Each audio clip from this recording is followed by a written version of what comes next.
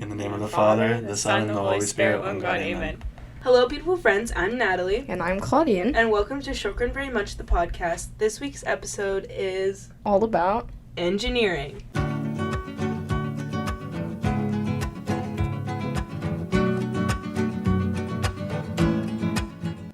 If you could go back in time, would you do anything differently?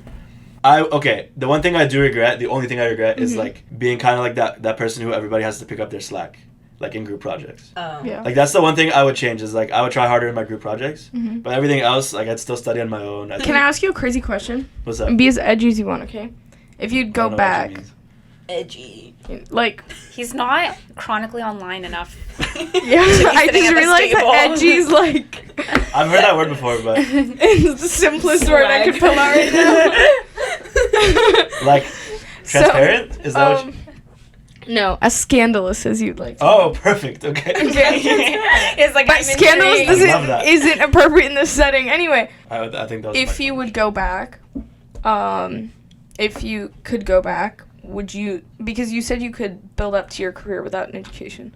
So, if you had the choice, would you not do it altogether, or would you still have done it? No, I definitely still would have done it because even though I realize that you can do anything I'm doing right now without a degree, the truth is that right now the people in the workplace are old school thinkers and they believe that you need a degree in order to do what you do. I agree. So you wouldn't have gotten hired? No, it's like almost impossible to get hired because what I have seen in project management is that people start off in the field, aka like they're construction workers or whatever. And then, like, an opportunity happens to arise in their office, and their office is, like, desperate to hire somebody right away. And they're like, okay, maybe we should hire somebody who already knows how to do it, like, with their hands. So then they'll pull somebody from the field, and then that person, like, knows, like, the raw, like, what's actually happening on the job. But, like, those people also are usually not tech savvy and, like, don't have great grammar, don't have very professional, like, writing or anything. Yeah. So the thing that school teaches you is, like, the formalities of like how to do your job, like how to like write emails properly, how to communicate properly, like professionally, and how to like how to use technology to get what you need to do done and whatever. So there's like I'm just saying like I would not choose the field route to work my way up. I would still do Your the school degree. route. Yeah. Okay, so for like the major stuff, like classes or any of those things, no, because I'm very content with the outcome that I have. Like, I wouldn't change even like the silly mistakes that I made. No, I'm like knowing where I ended up. No, I'm like very at peace with like all the silly things that I did. But I do wish that there are like a lot of little things that I wish I had done because I think just the general journey would have been so much smoother and I maybe would have been like less miserable in the process. And it's like little things like asking for help, befriending my professors, going to more office hours, keeping up my network, things like that. Like, we went to University of California, yeah. So it's not really easy to be personable in those. Like, I feel like there are still like I feel like I definitely had the opportunities. Like the thing is, a lot of people, they assume because I'm in this really big class, like one of the intro classes for computer science, there's over 1,000 students that enroll in it. The first lecture literally has to be in the big auditorium. I think now I heard that the class is like 1,800 students or something like that. And people think like, I'm not going to go to office hours for the professor because everyone's probably there. I'll tell you, like, the 2 times that I went, I was literally like, I logged off because I went on and I saw it was just me and the professor. And the professor goes, hello. And I just got too scared and I just like logged off because I was like, wait. I thought I'd be like in a line. COVID. No. This was, like, back, because they always had, like, virtual office hours and in-person office hours. Oh, okay. Like, at Berkeley, like, they would always have that just in case. And I remember, like, literally one time, like, I got on, like, the virtual office hour queue, and I, like, got in their room, and I didn't think that it would just be me, so I, like, logged off right away. So I think I still should have, like, taken the risk. Like, why not? Like, try to go see them. Like, they're willing to help you or whatever. And I just think it would have made things, like, less miserable. But I'm really glad that I did what I did to end up where I am. What was the biggest obstacle you faced in pursuing your degree? Oh, she's ready. I like wrote it down because I was like I had to ask my mom actually because I was like I don't know what to tell them. Mom, what did I cry about the most? Yeah. Okay. Okay. No, because I would for sure do that after I graduate. No, because also I think I blocked out not all of it, but I blocked out a lot of like kind of what I went through. So I don't remember. I just have a degree now. And okay, 2 things I think I really struggled with. Like, I think everything can be summarized in these 2 things. The first thing was living far from my support system, that I just couldn't, like, if I was having a bad day, I couldn't just like go home. I couldn't just like drive an hour home or anything like that. Like, I have to pre-plan my trips, right? And like, I could only see like my parents like every 4 weeks, right? Like, towards my senior year, I was like better at planning, so I would like try to go home more often. But like, being far away from your support system is like really difficult. And so like, part of that was like the culture shift. Also, NorCal is very different from SoCal. And so it was like the culture shift of like adjusting to like, you know, college is a very like transformational time. So it's like adjusting to like living on your own somewhere that's very different, while also trying to figure out who I am and all of these things. But I'm like really thankful that I even had like the support system before I went into college that like were still very accessible by like phone and all of these things. And like, they were the first people I would come see like when I came home. And then the other thing was, I think the program itself was just really challenging, right? Like, there's a really famous, like, it's almost a meme, but like, it's true. Like, there's very famous like graphics that like professors would show you on the first day of class of like how you should divide your time. And like, this one graphic like suggests that students should be studying for 10 hours a day. Like, which is completely unrealistic. What? Yeah. And like, I actually took this professor's class. I ended up befriending him through like a really long kind of funny story. He was like very notoriously difficult, but like, he genuinely believed that like, you have no excuse in college except to be studying for like 10 hours a day. Like, you do not need to be eating for like more than an hour total throughout your day. Like, you should exercise for half an hour, and you should also get 8 hours of sleep, but the rest of your time should just like be dedicated to studying, right? So like, to a lot of these people, like, of course I was really fortunate that I got to like study with these geniuses, like, right? Like, these are people that like, I go to bookstores and I casually see their names written like on books about like AI and like all these crazy weird things. But they were just like at this level where they just didn't understand that there are mere mortals on this earth that are just trying to learn and get a degree and get a job, right? So like, they purposely made it really challenging, and that was like a huge curve that I don't know if I could have prepared myself better. I think like the only thing that I wish I had done better was just like not to get in my head about like, this is really difficult, like, right? Like, I would keep reciting that to myself as I'm like trying to write code, and then it would just make the code harder than it already was, right? Like, I didn't need the professor and myself to be like my own enemy.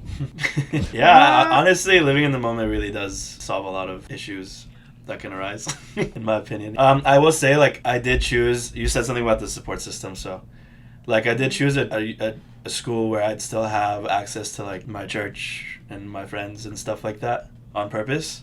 Like, I wanted to stay local. I didn't want to move out or anything like that. I didn't want to get stuck with like crappy roommates or anything like that either. So I was really interested in like moving far away, so that kind of helped a lot. We've talked a lot about education because a lot of the people who listen are in college, but I also want to address like right when you graduated. So your initial job search / so the 2 questions we were talking about is, what was your initial job search like, and then what were some difficulties you experienced when you first joined the workforce, but like merged into one? I had a job lined up already, so my job search wasn't very stressful at all. How'd you do that? Well, because I interned at... okay. I interned Intern! there. Yeah, interning is huge. Yeah. Huge, especially in engineering, you have to, no matter what. Plus, we have like 1 million Coptic engineers who could like help you get through. Like, the person where I work at Verizon is entirely through a connection.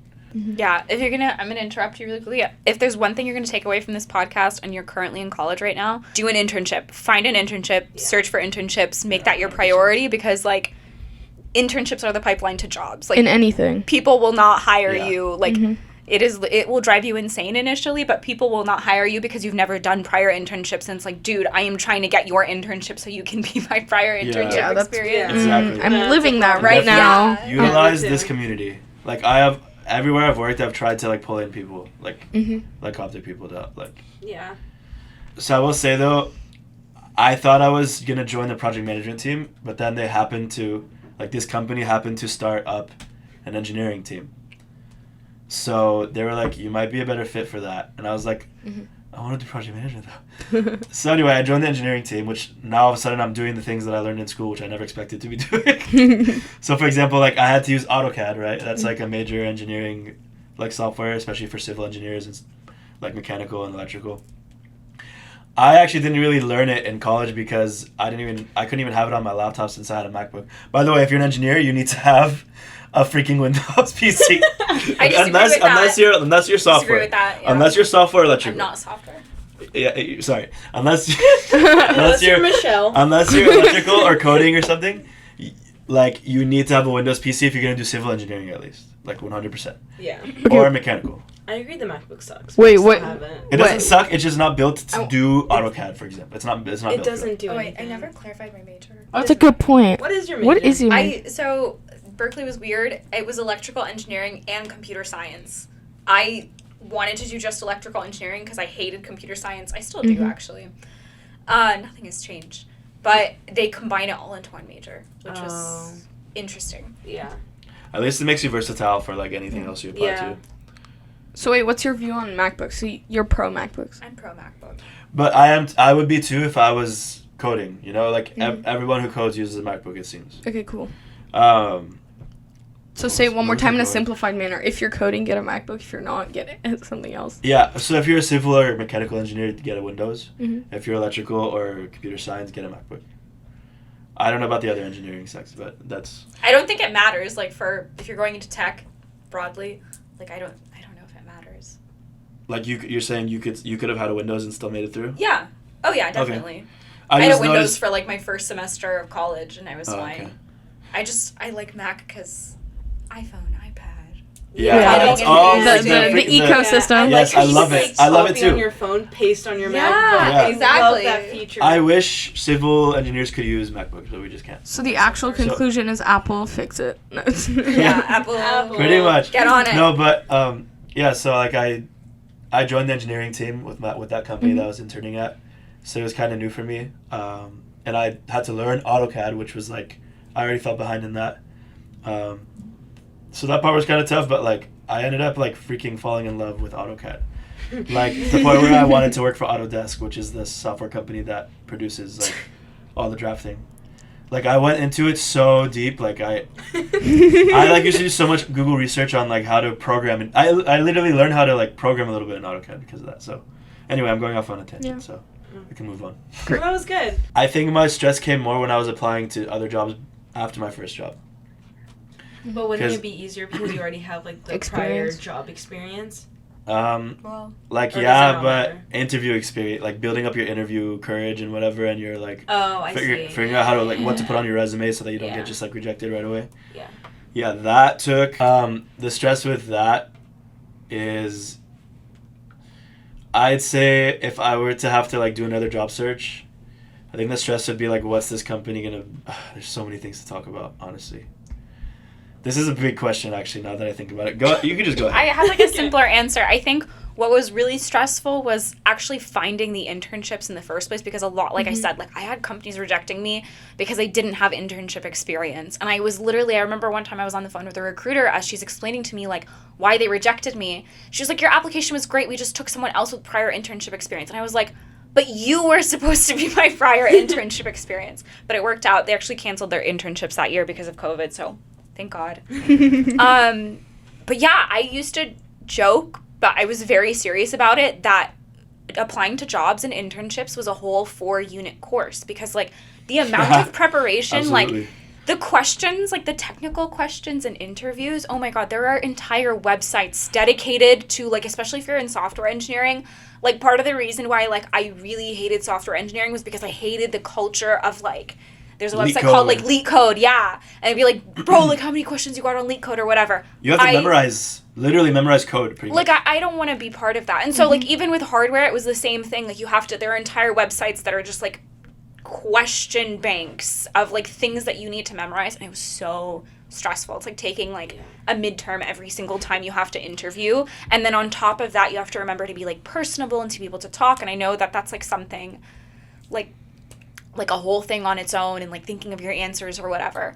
So yeah, that was really stressful, but like, you know, by the grace of God, I got really lucky, finally found an internship, and then by like interning there, got a return offer like the next summer, and then I got a full-time offer after that. So that was really nice.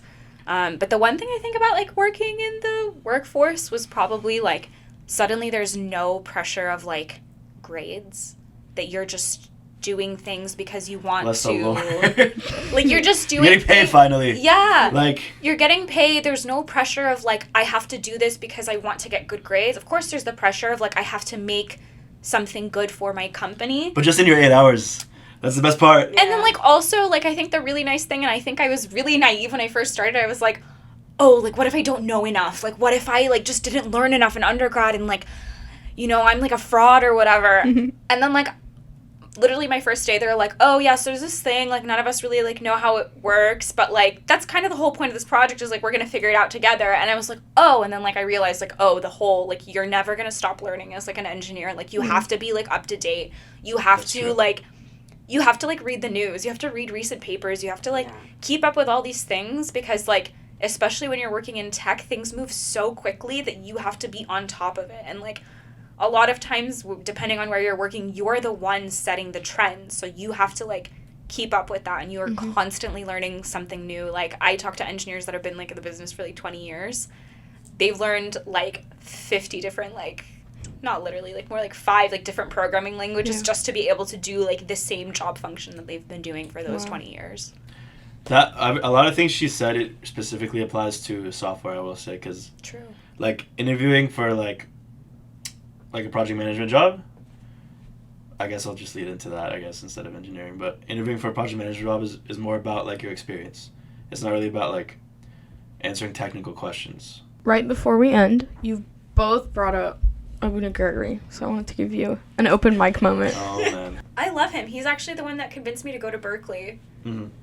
And he was like, hey, like, the people at Berkeley, like, I keep up with all this, like, literature, and you should definitely go there because, like, just the caliber of engineering or whatever. So, like, I thank God for him every day that, like, it's a crazy story, actually. So he's a really good, like, he glorifies God in his work a lot, Yeah. and engineering and everything. Abuna Gregory, I think, has one thing that, like, made me really, really want to stay in engineering, which is he always says, when you're an engineer, there's no way, like, you won't believe in Christ because you just end up seeing Christ through everything you're doing and, like, you know, how he's, like... Yeah. Like, seeing how he designed this world to function. Yeah. And so it's true, like, when you, like, look at just how beautifully, like, science and, like, all of these things work and come together, like, it's like, yeah, actually, he's so right. The one other piece of advice, because engineers get stereotyped a lot, is, like, antisocial or whatever, but I always encourage people to be, like, a well-rounded engineer. Like, I did a minor in college, I did a political economy minor in college, and that was really nice to help me, like, get out of the bubble and learn from other people, right? Because I always think of, like, engineering, especially when you're choosing an engineering field, as, like, think about, like, what you want to build, right? But you also have to be, like, a very conscious person about, like, if I'm going to build these things, I should probably know about, like, the context with which the creation is going to be placed, right? So it's really important to be well-rounded. It just makes everyone's life easier when you're, like, able to communicate with other people, like, as an engineer. But just, like, knowing the world around you is so important. I will say, if you're trying to lead into project management from engineering, which is actually a really good segue to, like, to get into it, you definitely have to have social skills. Yeah. Like, you can't just be a rigid thinker like an engineer typically is. Like, my father confession always tells me, like, you think this way because you're an engineer, like because he's not an engineer, so he's worked with engineers, you know. So being well-rounded honestly benefits you in multiple ways, like, even in your professional like route. Are you trying to do project management at some point? I don't know. No. Well, think about My it. dad does project management. Yeah. It's so boring. Like, okay, He literally just stares at like an Excel sheet all day. what kind of, like, what's the industry? Oh, he's a telecommunication. Oh, interesting. Shokran very much, Michelle and Mike, for your time. I laugh. It's okay. I And laugh very much. And Shokran very much, all of you beautiful friends who tune in and listen, please follow us on all of our social media sites and view our website, also in the show notes, to send in questions or suggest topics. Shokran very much for listening, and We'll see you next week.